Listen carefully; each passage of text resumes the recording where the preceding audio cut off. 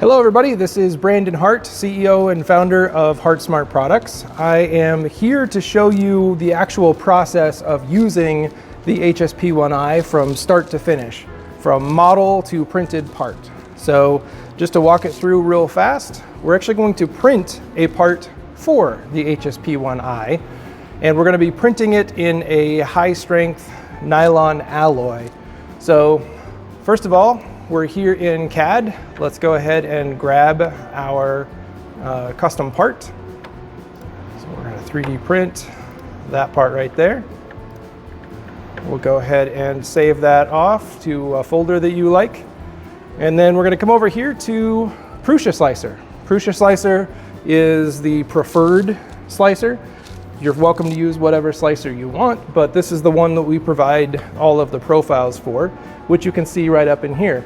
So we've got a material pre-populated, we've got the resolution and the print settings already pre-populated, and we've got the machine. So no need to even open the settings or do anything. You can pick everything right here from the drop-down list with the profiles that HeartSmart Products provides for the HSP1i. Here we're going to add the model.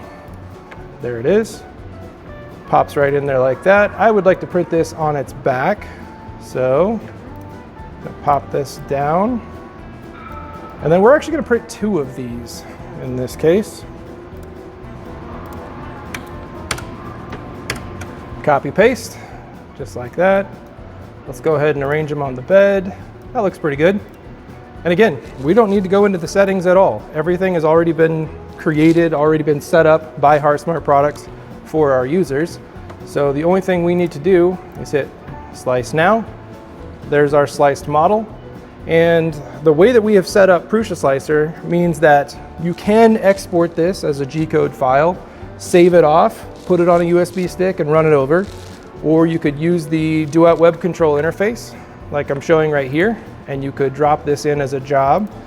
But we've actually got this integrated to the point where you can actually send the G-code file directly over to the printer. I'm going to put it in a folder. Let's call that HSP1, just like that. I'm going to hit upload. So that's actually just sent the file over to the printer.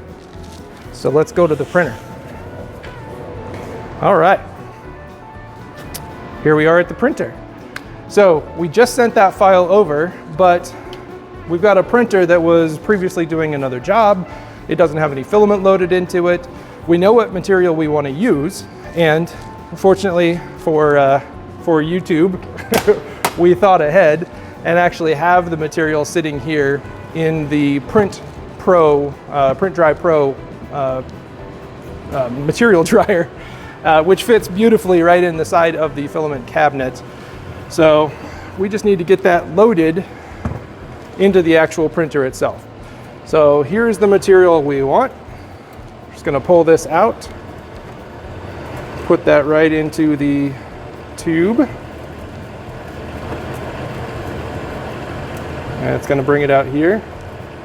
Now, I could be feeding this from the actual spool holder, which again is the model that we are going to be printing. It's the clip that goes on the end that holds the spool in place, just like one of these guys right here. However, because this is a high strength nylon alloy, we want to make sure that we keep it nice and dry to get the best performance out of it.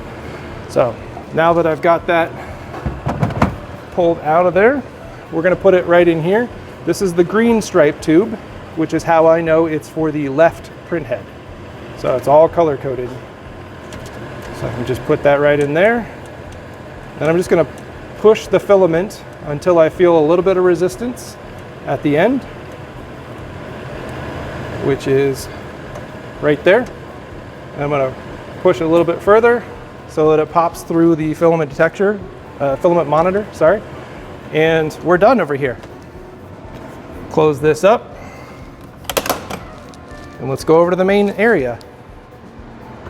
So here we are in the main area. Like I said, the filament has been fed into the left print head. I'm just going to pop this right in here. Give it just a little bit of a push so it's sitting right on top of the gears. And it is essentially primed, but it's not ready to print yet. because we still need to load filament. So right here on the left print head, we're going to load filament. Here's a bunch of different filament options that we can pick from. So I'm just going to load nylon, and you can see loading nylon. Please wait while the nozzle is being heated up. It's loading up over here as well. The hot end is using those two 50-watt industrial heaters to heat up the hot end very, very quickly. You can start to see that on the temperature graph. So it's preheating to a predefined temperature that is appropriate for a nylon, so that it can then perform the automated steps necessary to get the filament fully loaded into the hot end, purge out anything that might have been in there before, and prepare itself to start the print. So we're going to wait for that to happen. Again, it's not going to take that long, seeing as we've got so much power in that print head. So that temperature graph is just skyrocketing up to the purging temperature. Come on over here and we'll watch here momentarily. We're going to reach that temperature, and it's going to grab the material that we just pushed in there, and it's going to push it down into the hot end. Just like this. Oh, that almost worked. Here we go. Oh, I had to hit OK on the screen here. But now we're good to go. So it is ready to push right in there. You can see it's purging out.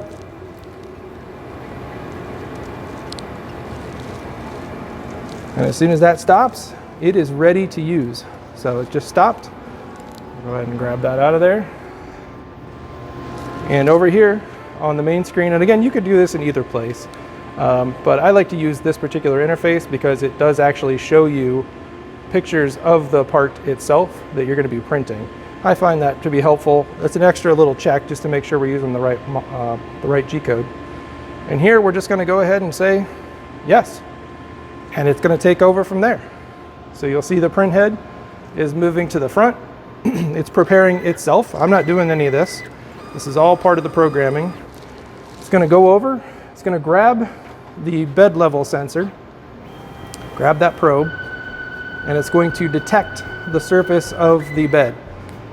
Now, we use the type of probe that will detect whatever surface it is printing on. Doesn't matter if it's metal, doesn't matter if it's PEI. This happens to be our nylon print bed, which is an FR4 plate or Garolite. And so that holds the nylon parts down really, really well. And then we got the print head coming to the front. It's going to heat up again. It let the temperature drop a little bit as it was performing that bed leveling step there, the bed detection. So it's going to heat up right now, and then you'll see it come here to the front to the purging bucket, and again prime itself one more time right before it goes to start the print. Then it'll wipe off the nozzle, and it'll brush off the nozzle just to get rid of any extra gunk there. So there's the purge, just like that. Wipe, brush, and into the print area. And we're printing. And again, all of that is automated. All of that is pre-programmed. The user, the 3D printing technician, whoever's running the machine, getting the print started, didn't need to do any of that stuff. It's that easy. There we are. We are printing. It's as easy as that. Awesome. Thanks for watching. Hopefully this kind of clarified the process and what the machine does, the user experience of actually using one of these HSP1i industrial printers. And it truly is that simple. Please like, please subscribe, ring the bell for notifications when new videos come out, leave comments down below, or reach out to the email address that we posted probably in the lower third or in the description. I don't know, whatever they're doing. And we'll see you in the next one. Thank you very much.